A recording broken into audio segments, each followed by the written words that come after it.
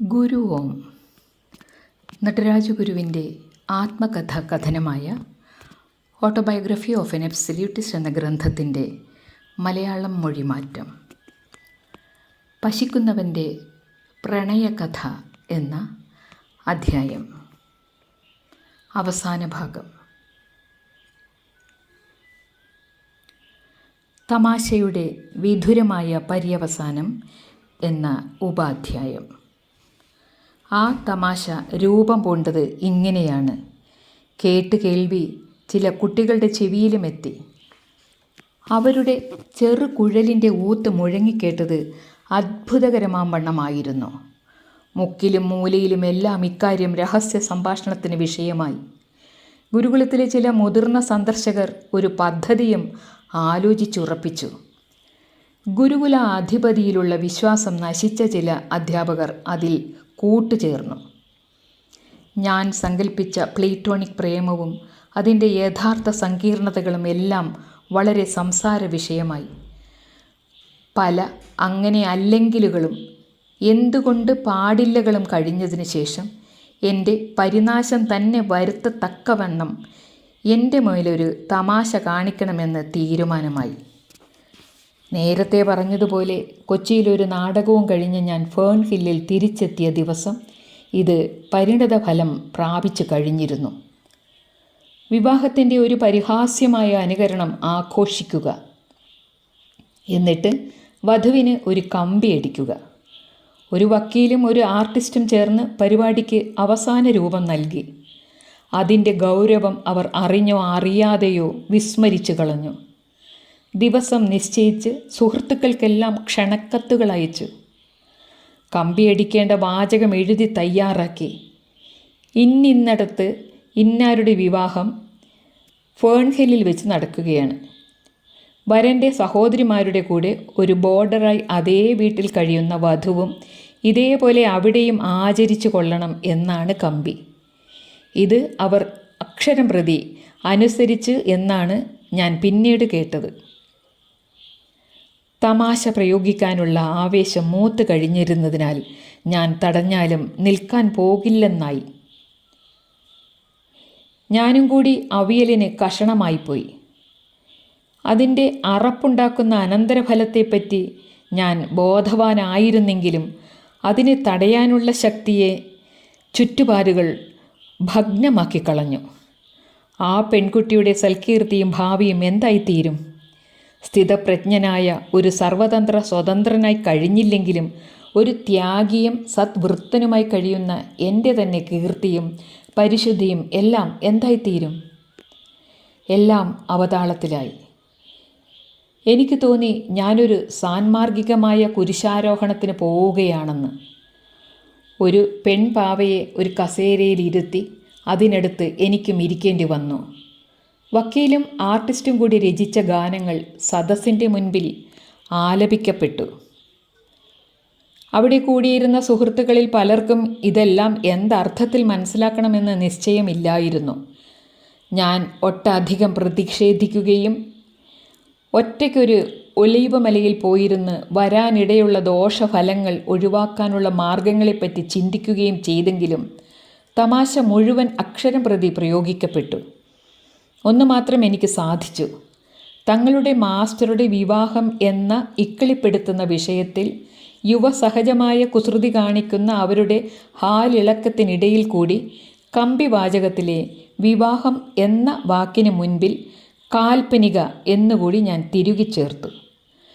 അതിനു പുറമെ ചടങ്ങുകൾ നടത്താൻ ഉദ്ദേശിച്ചിരുന്ന മുറിയിലെ മാൻഡിൽ പീസിന് മുകളിൽ വിശദമായ ഒരു പ്രസ്താവന ഞാൻ എഴുതി തൂക്കിയിട്ടു. അതിൽ എനിക്ക് സ്വീകാര്യമായ വിവാഹബന്ധം ഏത് സ്വഭാവത്തോടു കൂടിയതാണെന്ന് വ്യക്തമാക്കിയിരുന്നു. ഈ സംഭവത്തെപ്പറ്റിയുള്ള ദുർവ്യാഖ്യാനങ്ങൾ ഭാവിയിൽ കുഴപ്പമുണ്ടാകാതിരിക്കാൻ വേണ്ടിയാണ് ഞാനത് ചെയ്തത്. തൽക്കാലം നിയന്ത്രണശേഷിയില്ലാത്ത എനിക്ക് ഇങ്ങനെ 2 മുൻകരുതലുകൾ എടുക്കാനല്ലാതെ മറ്റൊന്നിനും കഴിയുമായിരുന്നില്ല. എൻ്റെ വ്യവസ്ഥകൾ അധികാരപ്രയോഗം കൊണ്ട് അംഗീകരിപ്പിക്കാൻ ശ്രമിച്ചാൽ തമാശ കൂടുതൽ വികടവും അനാരോഗ്യകരമായ പ്രമാദത്തിലെ കലാശിക്കൂ. അതിനാൽ സൗമനസ്യം മാത്രമായിരുന്നു എൻ്റെ ഏക ശക്തി. ബർഗ്സൺ പറയും പോലെ കടലിലെ തിരയടിച്ച് കരക്കെത്തിച്ചു വയ്ക്കുന്ന പതയുടെ കയ്പ് പോലെയാണ് വിനോദം. അതിൽ എന്തെങ്കിലും ചെയ്തു പോയാൽ പത പൊട്ടിച്ചിതറിപ്പോവുകയും കയ്പ് വർദ്ധിക്കുകയും മാത്രമേ സംഭവിക്കുകയുള്ളൂ. ഇതായിരുന്നു എൻ്റെ അവസ്ഥ. വഷളത്തരങ്ങളെ നേരത്തെ തടയാനുള്ള കരുത്ത് എനിക്കില്ല എന്ന മൗലികമായൊരു ദുർബലത എൻ്റെ സ്വഭാവത്തിലില്ലേ എന്ന് എനിക്ക് സംശയമില്ലാതില്ല. അങ്ങനെ ആ വിധുരമായ വിനോദം പ്രയോഗിക്കപ്പെട്ടു. അത് ഏറ്റവും വിധുരമായി തന്നെയാണ് പ്രയോഗിക്കപ്പെട്ടതെന്ന് അനന്തര സംഭവങ്ങൾ വെളിവാക്കി. സൗന്ദര്യവതിയായ ആ പെൺകുട്ടിയുടെ ബന്ധുക്കൾ ഇത്തരം പെരുമാറ്റത്തിൽ സ്വാഭാവികമായും കുപിതരായി. അവർക്ക് അനുരൂപമായ പല വിവാഹാലോചനകളും അപ്പോൾ വന്നിട്ടുണ്ടായിരുന്നു. അവരെ ഉടനെ മറ്റൊരു വീട്ടിലേക്ക് മാറ്റി. ഇത്തരം വഷളത്തരങ്ങൾക്ക് മുതിർന്നവനെ വെടിവെച്ച് കളയുമെന്ന് വരെ അവർ ഭീഷണിപ്പെടുത്തി. ഈ അപവാദ വ്യവസായത്തിൻ്റെ തീ നിശേഷം കെട്ടടങ്ങാൻ നാൾ കുറേ എടുത്തു. ഗുരുവിൻ്റെ കാതിലും അത് ചെന്നെത്താതിരുന്നില്ല. സാപേക്ഷമായ അധോലോകത്തിൽ ദുഷ്പ്രമാദങ്ങൾക്ക് നീണാൾ വാഴാൻ കഴിയുന്നു. കഴമ്പൊന്നുമില്ലെങ്കിലും ചിരസ്മരണീയമായ കാര്യമായി അതിന് അവിടെ നിലനിൽക്കാനും സാധിക്കുന്നു. ഞാൻ സ്വതന്ത്രമായ ജീവിത സരണിയിൽ നിന്നും എന്നേക്കുമായി വിട്ടുപോവുകയാണെന്ന ആശങ്ക ഗുരുവിന് ഉണ്ടായിരുന്നതായി പിന്നീട് പറഞ്ഞു കേട്ട്. കുറേ സംവത്സരങ്ങൾക്ക് ശേഷം ഞാൻ യൂറോപ്പിലായിരിക്കുമ്പോൾ ഈ സംഭവത്തിലെ നായികയായ സ്ത്രീ എനിക്കെഴുതിയ ഒരു കത്ത് കിട്ടിയതിന് ശേഷമാണ് അതിൻ്റെ അവസാനത്തെ തീപ്പൊരിയും കെട്ടടങ്ങിയത്. അകലത്തെങ്ങോ അവരുടെ ഉദ്യോഗം തന്നെ ഉള്ളൊരു സ്കൂൾ ഇൻസ്പെക്ടറെ വിവാഹം കഴിക്കുന്നതിന് എൻ്റെ അനുവാദം ചോദിച്ചുകൊണ്ടുള്ളതായിരുന്നു അവർ എഴുതിയ ആ കത്ത്. ഞാൻ ഉടനെ അനുവാദം കൊടുത്തു. കുറേ വർഷങ്ങൾക്ക് ശേഷം സംഭവിച്ച അവരുടെ മരണം ഈ കഥയ്ക്ക് സമ്പൂർണ്ണ വിരാമമിട്ടു. എന്നാൽ അപഖ്യാതിയാകട്ടെ ജോൺ ബ്രൗണിൻ്റെ ആത്മാവിനെ പോലെ എവിടെയെങ്കിലുമൊക്കെ എങ്ങനെയോ തങ്ങി നിൽക്കുന്നു. മനുഷ്യ ചരിത്രത്തിൽ അതങ്ങനെയേ ഇരിക്കൂ. ഈ കഥയെ ആസ്പദമാക്കി എൻ്റെ മേൽ വിധി എഴുതുന്ന 2 തരം വായനക്കാരുണ്ടാവും. എനിക്കനുകൂലം നിൽക്കുന്നവരോട് ഞാൻ പറയുന്നു, അവർ ധരിച്ചത് മുഴുവൻ ശരിയായിരിക്കുകയില്ല എന്ന്. എനിക്കെതിരായി വിധി എഴുതുന്നവരോട് ഒന്നേ പറയാനുള്ളൂ.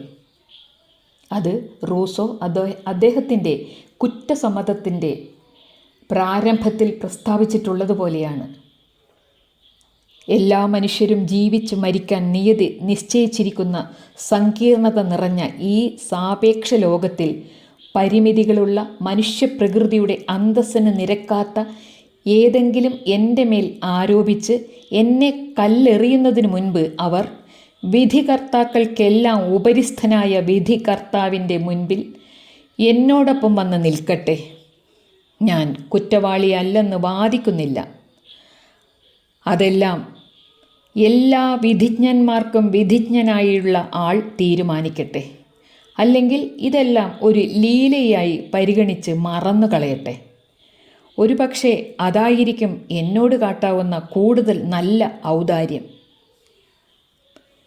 ഇങ്ങനെ അവസാനിക്കുന്നു വിശന്നു പൊരിയുന്ന ഒരുവൻ്റെ ആദ്യത്തെ പ്രണയകഥ.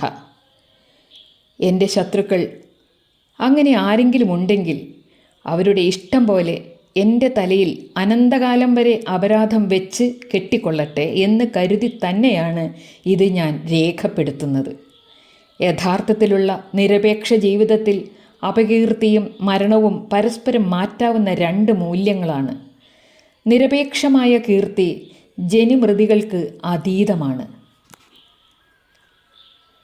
പശിക്കുന്നവൻ്റെ പ്രണയകഥ എന്ന അധ്യായം പൂർണ്ണമാകുന്നു. ഗുരു ഓം തത്സത്.